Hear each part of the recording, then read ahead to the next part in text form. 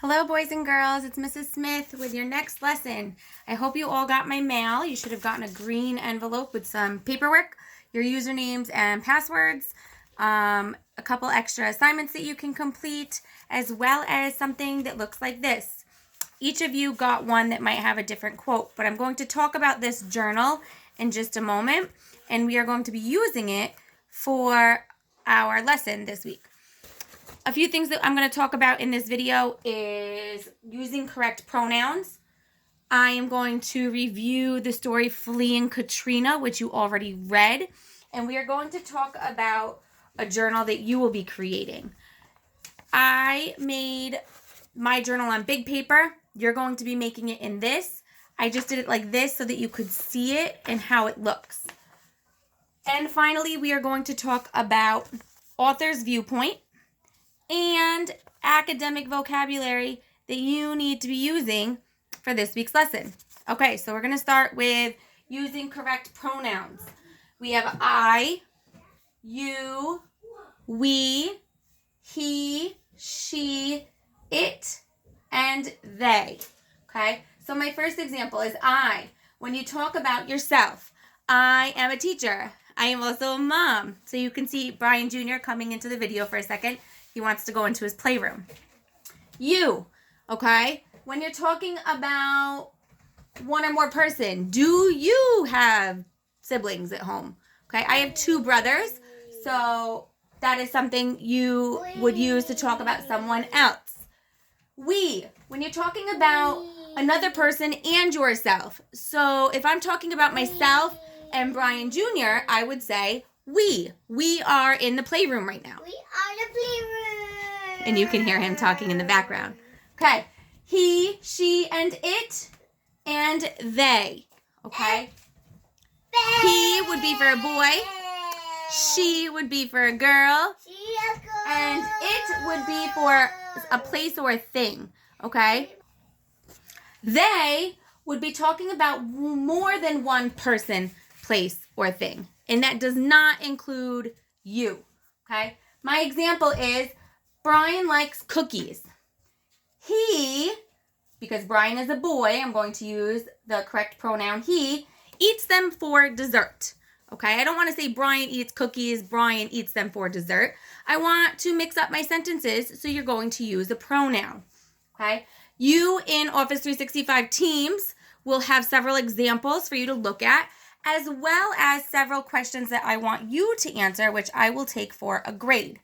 Okay, so you read the story Fleeing Katrina, okay? And that was a what? What kind of story was that? What kind of story was that? Was it fiction? Was it nonfiction? Was it personal? Was it a personal narrative? And it was also a journal. So it was a real story. So real stories are nonfiction, okay? Just like a journal. Okay, so here are some examples of what a journal can be. It can be a narrative, nonfiction. So it's going to tell a story. It's going to tell me about people. And they're going to write about their own personal feelings, their experiences, and their thoughts. Okay, it often will have dates telling when events happen. Okay, so I made a little quick picture of a journal. And you can see that sometimes you write, sometimes you might draw a picture, okay? You're going to have the date. And it said the first day of quarantine was March 13th. Feelings, I was sad. I didn't expect this, just like I'm sure many of you did not expect this, okay? So you can see that my little mini journal down here has a lot of these elements, okay? So that is what a journal is. Now, inside your journal, you are going to be writing every day. Okay, I want you to write just a couple sentences, and I'm going to give you some examples. Okay, here's one that I wrote on Friday, April 17th, 2020. So I have the full date. Notice how I practiced writing it out. Don't write 4 and then a dash or a line and then 17. I want you to write out the month April. Okay, so listen to my example. I am very fortunate to be healthy during this pandemic. I am very sad that many people are getting sick from the coronavirus. It is a necessity for people to stay home. I hope all my students and their families are healthy. The virus is severe, and I think many people now know this. Okay? Now, if you notice, I've underlined my academic vocabulary. I used the word fortunate. I used the word necessity. I used the word severe. Okay? Now you're going to notice that I underlined in another color.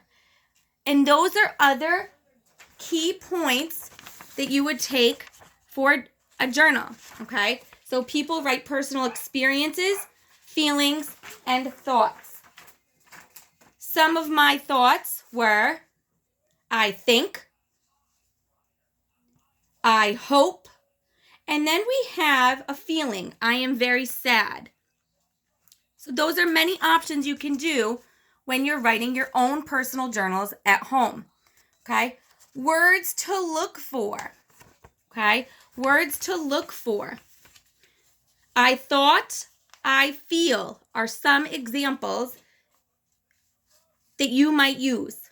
Other things to look for are actions, feelings, and other details, as you saw in mine. Now, author's viewpoint. How do we analyze what an author writes? Why is it important to understand?